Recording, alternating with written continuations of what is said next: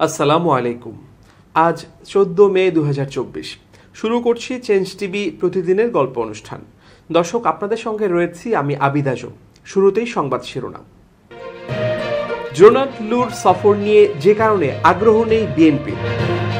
জামায়াত নিয়ে বিএনপিকে যে পরামর্শ দিল যুগপৎ সঙ্গীরা।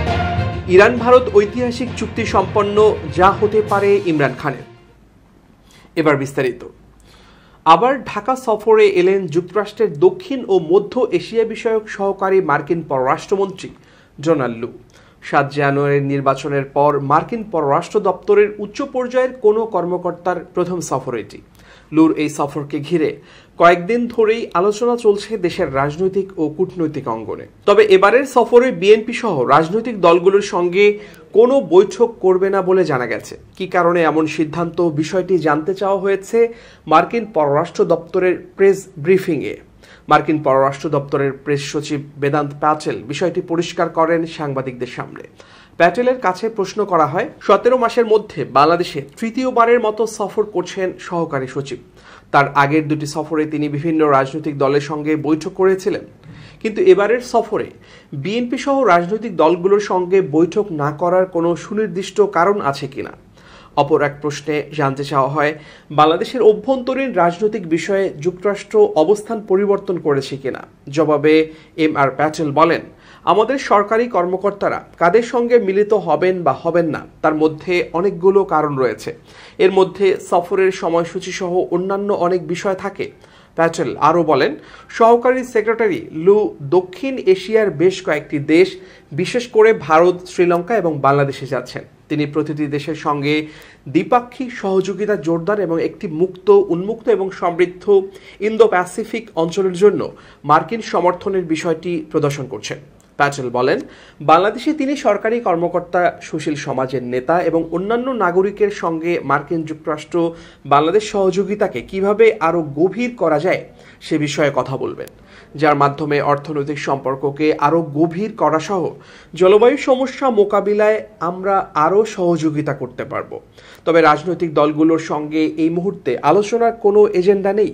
এবারের সফর যতটা না রাজনৈতিক, তার চেয়েও বেশি কূটনৈতিক বলে জানিয়েছে মার্কিন পররাষ্ট্র দপ্তর। আলোচনা হবে জলবায়ু সংকট ও দ্বিপক্ষীয় অর্থনৈতিক সম্পর্ক জোরদারের বিষয়ে। এছাড়া সরকারের বিভিন্ন পর্যায়ের কর্মকর্তাদের সঙ্গেও বৈঠক করবেন তিনি। জোনাল লু এর আগে গত বছরের জুলাইতে সর্বশেষ বাংলাদেশ সফর করেন। সে সময় তিনি যুক্তরাষ্ট্রের বেসামরিক নিরাপত্তা, গণতন্ত্র ও মানবাধিকার বিষয়ক আন্ডার সেক্রেটারি আজরা জিয়ার সঙ্গী হয়ে ঢাকায় আসেন। বাংলাদেশের নির্বাচন নিয়ে এবং মার্কিন ভিসা নীতি সহ নানামুখী তৎপরতার মধ্য দিয়ে সেই সফরটি আলোচিত ছিল। এই সফরকে ঘিরে আবারও সরগরম রাজনৈতিক অঙ্গন।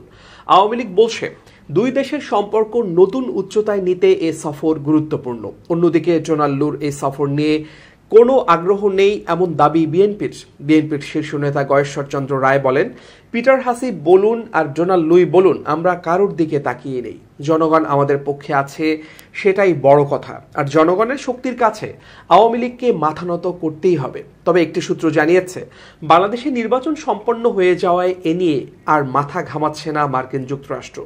নির্বাচনের বাইরে বাংলাদেশের সঙ্গে দ্বিপক্ষীয় স্বার্থ সংশ্লিষ্ট বেশ কয়েকটি এজেন্ডা রয়েছে। এর মধ্যে উল্লেখযোগ্য হল বোয়িং বিমান বিক্রি, বঙ্গোপসাগরে সমুদ্র বন্দর নির্মাণ, মিয়ানমারে বিদ্রোহীদের সহায়তা সংক্রান্ত বিষয়। এইসব বিষয়ে বর্তমান সরকারের সঙ্গে একটি দফারফা করতে চায় দেশটি। সরকার ইতিবাচক না হলে ভিন্ন পথেও হাঁটতে পারে মার্কিন প্রশাসন। তাছাড়া সাম্প্রতিক সময়ে ভারতের বিরুদ্ধে অবস্থান নেয় পরোক্ষভাবে চীনের সহানুভূতি পাচ্ছে বিএনপি, এমন খবরও ছড়িয়েছে। কেউ কেউ বলছেন, বিএনপি চীনের দিকে ঝুঁকে যাবে কিনা সেটিও নিবিড় পর্যবেক্ষণে রেখেছে যুক্তরাষ্ট্র। বিএনপি ও জামায়াতের মধ্যে সম্পর্ক দীর্ঘদিনের, তবে দল দুটির মধ্যে বিভিন্ন সময়ে তৈরি হয়েছে টানাপোড়েন। একাদশ জাতীয় সংসদ নির্বাচনের পর থেকে দীর্ঘদিনের জোটসঙ্গী বাংলাদেশ জামায়াতে ইসলামীর সঙ্গে বিএনপির সম্পর্কে ছেদ পড়ে। এক পর্যায়ে বিএনপির নেতৃত্বাধীন 20 দলীয় জোট ভেঙে যায়। দ্বাদশ জাতীয় সংসদ নির্বাচনের আগে বিরোধী দলগুলোর সরকার পতনে এক দফা দাবি আদায়ে যুগপৎ আন্দোলনে ছিল না জামায়াত। কিন্তু বিএনপির সঙ্গে মিল রেখে প্রতিটি কর্মসূচি পালন করেছে দলটি। ওই সময় কিছু জোট ও দলের কারণে জামায়াতকে যুগপৎ আন্দোলনে রাখা হয়নি। তবে সোমবার সমমনাদের সঙ্গে এক বৈঠকে জামায়াতকে আন্দোলনে নেয়ার পরামর্শ এসেছে। রাজধানীর গুলশানে বিএনপির চেয়ারপারসনের রাজনৈতিক কার্যালয়ে জাতীয়তাবাদী সমমনা জোট ও লেবার পার্টির সঙ্গে বৈঠক করেছেন বিএনপির লিয়াজোঁ কমিটি। বিকাল 4:30টায় জাতীয়তাবাদী সমমনা জোটের সঙ্গে বৈঠক হয়। এরপরে লেবার পার্টির নেতৃবৃন্দের সঙ্গে বৈঠক করেন বিএনপির লিয়াজোঁ কমিটির নেতারা। বৈঠকে বিএনপির স্থায়ী কমিটির সদস্য নজরুল ইসলাম খান, বেগম সেলিমা রহমান এবং ভাইস চেয়ারম্যান মোহাম্মদ শাহজাহান উপস্থিত ছিলেন। সূত্রে জানা গেছে, এসব বৈঠকে জোট নেতারা জামায়াতকে যুগপৎ আন্দোলনে নেয়ার জন্য বিএনপিকে পরামর্শ দেন। পাশাপাশি তারা বাম, ডান সহ সরকার বিরোধী সকল রাজনৈতিক দল এবং সংগঠনগুলোকেও যুগপৎ আন্দোলনে নেয়ার জন্য বিএনপিকে পরামর্শ দেন। জাতীয়তাবাদী সমমনা জোটের সঙ্গে বৈঠক শেষে বিএনপির স্থায়ী কমিটির সদস্য নজরুল ইসলাম খান সাংবাদিকদের জানিয়েছেন, আমরা একমত হয়েছি যে জনগণকে সম্পৃক্ত করে আগামী দিনে আমরা কিভাবে অগ্রসর হতে পারি, আর আমরা কর্মসূচি গ্রহণ করার চিন্তা করছি। আমাদের জোটগুলো তারা নিজেরা বসবেন এবং আলোচনা করবেন। এবার জানাবো ভারত ইরান সম্পর্কের খবর। ইরানের সঙ্গে সোমবার একটি ঐতিহাসিক চুক্তি স্বাক্ষর করেছে ভারত। এই চুক্তির মাধ্যমে ইরানের চাবাহার বন্দর পরিচালনার দায়িত্ব 10 বছরের জন্য নিজের কাঁধে তুলে নিচ্ছে ভারত। এতেই নিষেধাজ্ঞার হুঁশিয়ারি দিয়েছে যুক্তরাষ্ট্র। সোমবার মার্কিন পররাষ্ট্র দপ্তরের ডেপুটি মুখপাত্র বেদান্ত প্যাটেল বলেন, কেউ যদি ইরানের সঙ্গে ব্যবসা করার কথা ভাবে তাহলে নিষেধাজ্ঞার কবলে পড়তে পারে। জানা গেছে, সোমবার ইরানে গিয়ে চাবাহার বন্দর নিয়ে ঐতিহাসিক চুক্তি স্বাক্ষর করেন ভারতের কেন্দ্রীয় মন্ত্রী সর্বানন্দ সোনোয়াল। এরপরই বিষয়টি নিয়ে মুখ খোলে ওয়াশিংটন। বেদান্ত প্যাটেল বলেন, চাবাহার বন্দর নিয়ে ভারত ও ইরানের মধ্যে যে চুক্তি হয়েছে সেই বিষয়ে আমরা অবগত। ভারতের পররাষ্ট্রনীতি নিয়ে আমার কিছু বলার নেই, তবে ইরানের সঙ্গে চাবাহার বন্দর নিয়ে তাদের সেই চুক্তি দুই দেশের দ্বিপাক্ষিক সম্পর্কের আওতায় পড়ে। ইরানের ওপর মার্কিন নিষেধাজ্ঞা জারি আছে এবং তা জারি থাকবে। এরপর তিনি বলেন, কেউ যদি ইরানের সঙ্গে ব্যবসা বাণিজ্য করার কথা ভাবেন তাহলে তাদের ওপরেও নিষেধাজ্ঞা আরোপ করা হতে পারে। সেই কথাটা যেন তারা মনে রাখেন। এর আগে রাশিয়ার কাছ থেকে ভারত যখন S-400 মিসাইল সিস্টেম কিনেছিল তখনও দিল্লিকে নিষেধাজ্ঞার হুঁশিয়ারি দিয়েছিল যুক্তরাষ্ট্র। তবে ভারত নিজের অবস্থানে অনড় ছিল। ভারতকে চতুর্দিক থেকে ঘিরে ফেলে বাণিজ্যিক করিডোর তৈরির পরিকল্পনা নিয়েছিল চীন। শি জিনপিংয়ের সেই স্বপ্নের বেল্ট রোড ইনিশিয়েটিভ এরই অংশ চীন পাকিস্তান অর্থনৈতিক করিডোর। সেই করিডোরের অন্যতম গুরুত্বপূর্ণ প্রকল্প হল বেলুচিস্তান প্রদেশে অবস্থিত গোয়াদার বন্দর। তবে এবার সেই গোয়াদার বন্দর যাতে ভারতের গলার কাঁটা না হয় সেজন্য ইরানের সঙ্গে চাবাহার বন্দর নিয়ে 10 বছরের চুক্তি করল ভারত।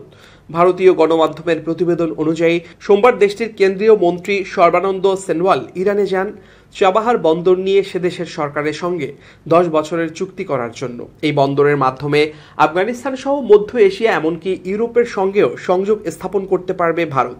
ভারতের পরিকল্পনা ইরানের চাবাহার বন্দরকে ইন্টারন্যাশনাল নর্থ সাউথ ট্রান্সপোর্ট করিডোরের সঙ্গে যুক্ত করা। এই করিডোরের মাধ্যমে রাশিয়ার সঙ্গেও যুক্ত হতে পারবে ভারত। এর আগে 2016 সালে যখন ভারতের প্রধানমন্ত্রী নরেন্দ্র মোদী ইরানে গিয়েছিলেন তখন চাবাহার বন্দর নিয়ে চুক্তি হয়েছিল দুই দেশের। এরপর 2018 সালে ইরানের তৎকালীন প্রেসিডেন্ট হাসান রুহানি ভারতে আসেন।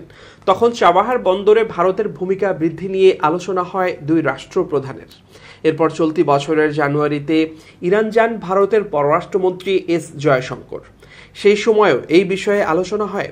আর সোমবার সর্বানন্দ সোনোয়াল চাবাহার বন্দর নিয়ে চুক্তি সই করেন ইরানের মাটিতে দাঁড়িয়ে। এবার জানাবো পাকিস্তান প্রসঙ্গ। পাকিস্তানের সেনাপ্রধান জেনারেল আসিম মুনির 9 মে লাহোরের গার্নিসন পরিদর্শনে যান। ওই সময় তিনি সেনা কর্মকর্তাদের উদ্দেশ্যে বলেন, যারা 2023 সালের 9 মে পাকিস্তানের ইতিহাসে কালো অধ্যায় তৈরিতে পরিকল্পনা করেছে তাদের সঙ্গে কোনো সমঝোতা হতে পারে না।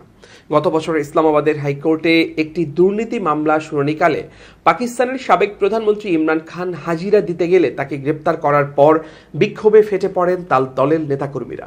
এরই পরিপ্রেক্ষিতে 9 মে পাকিস্তানে ব্যাপক সহিংসতা চালায় পিটিআই এর নেতাকর্মীরা। ইমরান খানের মুক্তির দাবিতে হাজার হাজার নেতাকর্মী ও সমর্থকরা রাস্তায় নেমে সহিংস বিক্ষোভ করেন। আগুন ধরিয়ে দেয়া হয় সেনাবাহিনীর স্থাপনায়। হামলা থেকে বাদ যায়নি রাওয়ালপিন্ডিতে অবস্থিত পাকিস্তান সেনাবাহিনীর সদর দপ্তর। এই ঘটনার 2 দিন পর ইমরান খানকে ছেড়ে দেওয়া হয়, কিন্তু পরবর্তীতে আগস্টে তাকে আবারও গ্রেপ্তার করে পুলিশ। দ্বিতীয়বার ইমরান খানকে গ্রেপ্তার করার আগে পিটিআইয়ের হাজার হাজার নেতাকর্মীকে গ্রেপ্তার করা হয়। এর ফলে ইমরান খানের দলের সঙ্গে সেনাবাহিনীর বিরোধের বিষয়টি জনসম্মুখে আসে। 9 মে পাকিস্তানে যে ঘটনা ঘটেছে তার 1 বছর পূর্ণ হয়েছে। বিশ্লেষকরা বলছেন, রাজনৈতিক স্বার্থে ইমরান খানের সঙ্গে সেনাবাহিনীর যে ভাঙা সম্পর্ক তৈরি হয়েছে তার সংকট পড়েছে অর্থনীতিতেও। এর ফলে পাকিস্তানের 24 কোটি মানুষের জীবন কঠিন হয়ে উঠেছে। 2023 সালের 9 মের ঘটনায় পাকিস্তানের অন্যতম শক্তিশালী বাহিনীটি চরম সংকটের মুখে পড়ে। দ্বিতীয়বার সংকটের মুখে পড়েছে ফেব্রুয়ারিতে অনুষ্ঠিত জাতীয় নির্বাচনে ইমরান খানের দলের নেতাকর্মীদের নিরঙ্কুশ জয়ের ফলে। এই নির্বাচনে কারাগারে থেকে দলকে বিজয়ের পথে নিয়ে গেছেন ইমরান খান। পিটিআইয়ের সিনিয়র নেতা এবং খাইবার পাখতুনখাওয়ার সাবেক মন্ত্রী তৈমুর খাররা বলেন, সেনাবাহিনীর সঙ্গে আমাদের যে খারাপ সম্পর্ক তৈরি হয়েছে এটা এখন আর কোনো গোপন বিষয় নয়, তবে এটিকে সমাধানের পথে নিয়ে যেতে হবে। কারণ একটি রাষ্ট্রে শক্তিশালী কোনো রাজনৈতিক দল শক্তিশালী প্রতিষ্ঠানের প্রতিদ্বন্দ্বী হতে পারে না। পাকিস্তান প্রতিষ্ঠার পর থেকে প্রায় 3 দশকেরও বেশি সময় ধরে অগ্রভাগে থেকে দেশকে নেতৃত্ব দিয়েছে দেশটির সেনাবাহিনী। এরপর জনগণের ভোটে সরকার নির্বাচিত হলেও তাদের পেছনে কলকাঠি নাড়ছে এই সেনাবাহিনী। 2018 সালের আগস্টে পাকিস্তানের প্রধানমন্ত্রী নির্বাচিত হন ইমরান খান। এরপরই বিরোধী দলের নেতারা অভিযোগ করেন সেনাবাহিনীর সহযোগিতায় ইমরান খান প্রধানমন্ত্রী হয়েছেন। তবে 4 বছর পর অনাস্থা ভোটে হেরে প্রধানমন্ত্রীর পদ থেকে ছিটকে পড়েন ইমরান খান। এই ঘটনায় তিনি সেনাবাহিনীকে অভিযুক্ত করেন, যদিও সেনাবাহিনী তার এই অভিযোগকে অস্বীকার করে। প্রধানমন্ত্রীর পদ থেকে অপসারিত হওয়ার 12 মাস পর ইমরান খান ইসলামাবাদ জুড়ে লং মার্চ করেন। এতে তিনি গুলিবিদ্ধ হন, কিন্তু ভাগ্যক্রমে বেঁচে যান। ওই সময় তিনি প্রধানমন্ত্রীর পদ থেকে তাকে অপসারণ করার পেছনে যুক্তরাষ্ট্রকে দায়ী করে আসছিলেন, যদিও যুক্তরাষ্ট্র বরাবরই ইমরান খানের এই অভিযোগ অস্বীকার করছে। লাহোর ম্যানেজমেন্ট সায়েন্স বিশ্ববিদ্যালয়ের রাষ্ট্রবিজ্ঞান বিভাগের সহযোগী অধ্যাপক আসমা ফয়েজ বলেন, পিটিআইয়ের সঙ্গে সেনাবাহিনীর একসময় ঘনিষ্ঠ সম্পর্ক ছিল। এজন্য দলটির নেতাকর্মীদের এক ধরনের আত্মবিশ্বাস রয়েছে এবং তারা মনে করছে বর্তমান সংকট উতরে যেতে পারবে। তিনি আরও বলেন, বর্তমানে পিটিআই সামরিক বিচার বিভাগ এবং আমলাদের কাছ থেকে সহযোগিতা পাচ্ছে। এছাড়া রয়েছে জনসমর্থন। তবে 9 মের ঘটনার 1 বছর পূর্তিতে গণমাধ্যমে দেয়া এক বিবৃতিতে দেশটির আইএসপিআর জানিয়েছে, এই ঘটনায় যারা জড়িত ছিল তাদের অবশ্যই শাস্তির আওতায় আনা হবে। তারা একটি ব্যর্থ অভ্যুত্থানের চেষ্টা করেছিল। পাকিস্তান সেনাবাহিনী এই ঘটনাকে কালো দিন বলেও বর্ণনা করেছে। এবার খুব জরুরি 1 মিনিট জানাচ্ছেন ইউনেস্কো ক্লাব পুরস্কার বিজয়ী সাংবাদিক আমিরুল মোমিনিন মানিক। খুব জরুরি 1 মিনিটে প্রত্যেককে আমন্ত্রণ। প্রিয় বন্ধুরা, অন্যের উত্থান বা অন্যের সুখবর শুনে কখনোই মন খারাপ করবেন না, কারণ অন্যের সুখবর, অন্যের উত্থান, অন্যের বিজয় থেকে আপনি এমন উপাদান খুঁজে বের করুন যেটা আপনার হৃদয়কে আলোকিত করে ফেলবে, যেটা আপনাকে অনুপ্রেরণায় এগিয়ে দেবে। একজন লোক ভালো করেছে, একজন লোকের জয় হয়েছে, আপনি প্রশংসা করুন, মন খুলে তার জন্যে দোয়া করুন। কিন্তু আপনি যদি হিংসে করেন, আপনি যদি নিন্দা করেন বা তাকে ছোট করতে চান, তাহলে কিন্তু আপনি পিছিয়ে যাবেন। সেই জন্যে অন্যের সফলতায় নিজে কষ্ট পাবেন না, হৃদয়কে বড় করুন। অন্যের সফলতায় উদ্বুদ্ধ হয়ে নিজেই সফলতা আনবার চেষ্টা করুন। ভালো থাকুন, শুভেচ্ছা নিরন্তর। এবার ফিলিস্তিন ও মধ্যপ্রাচ্য প্রসঙ্গ। 7 মাস পেরিয়েছে গাজায় ইসরায়েলি বাহিনীর অভিযান। এই অভিযানে প্রাণ হারিয়েছেন কয়েকশো ইসরায়েলি সেনা, এছাড়া আহত হয়েছেন আরও কয়েক হাজার। যদিও এসব বিষয় প্রকাশ্যে স্বীকার করেনি ইসরায়েলি বাহিনী। তবে এবার গাজায় সেনাদের ভয়াবহ পরিণতির খবর জানিয়েছেন ইসরায়েলের সেনাপ্রধান। আশরাক আল আওসাতের এক প্রতিবেদনে এ তথ্য জানানো হয়েছে। ইসরায়েলের সেনাপ্রধান হারজি হালেভি বলেন, গত 7 অক্টোবর ইসরায়েলে নজিরবিহীন হামলা করে ফিলিস্তিনের স্বাধীনতাকামীদের সংগঠন হামাস। তাদের হামলার ফলে ইসরায়েলে যা ঘটেছে তার জন্য তিনি দায়বদ্ধ। তিনি বলেন, প্রতিদিন আমি এগুলোর ভার আমার কাঁধে অনুভব করি। আমার হৃদয়ও এই ঘটনার তাৎপর্য পুরোপুরি বুঝতে পারে। সেনাপ্রধান বলেন, আমি সেই কমান্ডার যে আপনাদের ছেলে মেয়েদের যুদ্ধে পাঠিয়েছি। সেখান থেকে তারা এখনো ফিরতে পারেনি। এমন পরিস্থিতির কারণে তারা সেখানে অপহরণেরও শিকার হয়েছে। গত বছরের 7 অক্টোবর ইসরায়েলে নজিরবিহীন হামলা চালায় হামাস। ফিলিস্তিনি এই গোষ্ঠীর হামলায় ইসরায়েলের প্রায় 1200 মানুষ নিহত হন। বার্তা সংস্থা এএফপি ইসরায়েলি কর্মকর্তাদের বরাতে জানিয়েছে, নিহতদের বেশিরভাগ বেসামরিক লোক। নজিরবিহীন এই হামলার পর দেশটি থেকে প্রায় 250 জন ইসরায়েলি এবং বিদেশিকে অপহরণ করে হামাস। এরপর তাদের গাজায় নিয়ে যাওয়া হয়। দেশটির তথ্যমতে হামাসের হাতে এখনও 128 জন জিম্মি রয়েছেন। তাদের মধ্যে 36 জন নিহত হয়েছেন বলে ধারণা করা হচ্ছে। এর মধ্যে সেনা সদস্যও রয়েছেন। অন্যদিকে গাজার স্বাস্থ্য মন্ত্রণালয় জানিয়েছে, গত 7 অক্টোবর থেকে গাজা উপত্যকায় ইসরায়েলি হামলায় নিহতের সংখ্যা 35,000 ছাড়িয়ে গেছে। তাদের অধিকাংশ নারী ও শিশু। এছাড়া এ পর্যন্ত 77,000-এর বেশি মানুষ আহত হয়েছে। ইহুদিবাদী ইসরায়েলের বিরুদ্ধে লড়াই করতে নতুন ক্ষেপণাস্ত্র ব্যবহার করেছে লেবাননের ইসলামী প্রতিরোধ আন্দোলন হিজবুল্লাহ যোদ্ধারা। এক সংক্ষিপ্ত বিবৃতিতে হিজবুল্লাহ বলেছে, অধিকৃত লেবাননের সেবা ফার্মের কাছে ইহুদিবাদী ইসরায়েলের একটি সেনা সমাবেশে কয়েকটি জিহাদ মুগনিয়া ক্ষেপণাস্ত্র দিয়ে হামলা চালানো হয়েছে।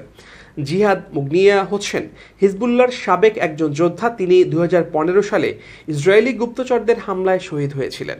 তার নামে নতুন ক্ষেপণাস্ত্রের নামকরণ করা হয়েছে। হিজবুল্লাহ তাদের বিবৃতিতে বলেছে, নতুন ক্ষেপণাস্ত্র তার সুনির্দিষ্ট লক্ষ্যবস্তুতে নিখুঁতভাবে আঘাত হানে এবং বেশ বড় রকম ক্ষয়ক্ষতি হয়। এর আগে হিজবুল্লাহ যোদ্ধারা ইসরায়েলের একটি গোয়েন্দা সামরিক যানে কয়েকটি ক্ষেপণাস্ত্র দিয়ে হামলা চালায়। এছাড়া ইসরায়েলের হুনিন ব্যারাকে মোতায়েন কয়েকটি টেকনিক্যাল ডিভাইসে ক্ষেপণাস্ত্র হামলা চালায় হিজবুল্লাহ। ইসরায়েলের সামরিক বাহিনী রাফাকে হামাসের সর্বশেষ শক্ত ঘাঁটি বলে আখ্যায়িত করে সেদিকে অভিযান চালাচ্ছে। এরই মধ্যে গাজার বিভিন্ন স্থানে নিজেদের শক্ত অবস্থান জানান দিয়েছে দলটি। ফলে ইসরায়েলি বাহিনীকে সতর্ক করে বলা হয়েছে যে দলটি পুনর্গঠিত হয়ে আবারও দীর্ঘ লড়াইয়ের জন্য প্রস্তুত থাকতে পারে। ইসরায়েল রাফা সীমান্তে সেনাদের বহর আনার পর পুরো বিশ্বের মনোযোগ ছিল ওই সমরের দিকে, কিন্তু এরই মধ্যে গত সপ্তাহে উপত্যকার বিভিন্ন স্থানে ওই লড়াইগুলো হয়েছে। ইসরায়েল ও হামাস উভয় পক্ষই বিষয়টি স্বীকার করেছে। অবশ্য গত 7 মাসের যুদ্ধে গাজা উপত্যকায় একটি পরিচিত দৃশ্যে পরিণত হয়েছে যে তুমুল যুদ্ধের পর ইসরায়েল কোনো অঞ্চলকে হামাস মুক্ত ঘোষণা করে। এরপর পরে দলটি সংগঠিত হয়ে সেখানে তাদের বাহিনীর শক্ত অবস্থান জানান দেয়। মার্কিন পররাষ্ট্রমন্ত্রী ব্লিংকেন বলেছেন যে গাজা শাসনের জন্য ইসরায়েল এখনো কোনো কাঠামো ঠিক করতে পারেনি। এতে তিনি খুবই হতাশ। তিনি মনে করেন ইসরায়েলের এই ব্যর্থতা গাজায় তাদের বিজয়কে টেকসই করবে না। ফলে শেষমেশ সেখানে পুনরায় হামাসের প্রতিষ্ঠাই প্রমাণিত হবে। ইসরায়েলি বাহিনী গাজা শহরের জৈতুন এলাকা থেকে বেশ কয়েকজন হামাস যোদ্ধাকে নির্মূল করার ঘোষণা দেওয়ার পর যুক্তরাষ্ট্রের পররাষ্ট্রমন্ত্রীর এই সতর্কতা আসে। জৈতুনের পাশের এলাকা জাবালিয়া থেকে শনিবার বেসামরিক নাগরিকদের সরে যেতে বলা হয়। সেখানে ওই দিন রাতে 2 ডজনের বেশি লক্ষ্যবস্তুতে বিমান থেকে বোমা ফেলা হয়েছে বলে ইসরায়েলি সেনাবাহিনী জানিয়েছে। ইসরায়েলি বাহিনীর পক্ষ থেকে বলা হয়, হামাস যোদ্ধারা মিলিত হচ্ছেন এমন গোয়েন্দা তথ্যের ভিত্তিতে সেখানে এই অভিযান চালানো হয়েছে। হামাসের পক্ষ থেকে বলা হয়েছে, তাদের যোদ্ধারা জাবালিয়ার কাছে ইসরায়েলি সেনাদের সাথে তুমুল লড়াই করেছে। এছাড়া জৈতুনে ইসরায়েলি বাহিনীকে লক্ষ্য করে মর্টার শেল নিক্ষেপ করেছে যোদ্ধারা। প্রিয় দর্শক, শেষ করছি প্রতিদিনের গল্পের আজকের গল্প। changeTV.press বাংলাদেশের ইউটিউব জার্নালিজমের অগ্রদূত। ভিজিট করুন এর ওয়েবসাইট www.changetv.press, youtube.com/changetvpress এবং সাবস্ক্রাইব করুন চ্যানেলটি। নিয়মিত লাইক, কমেন্ট ও শেয়ার করে আপডেট রাখুন নিজেকে। ভালো থাকুন, নিরাপদে থাকুন, শুভেচ্ছা নিরন্তর।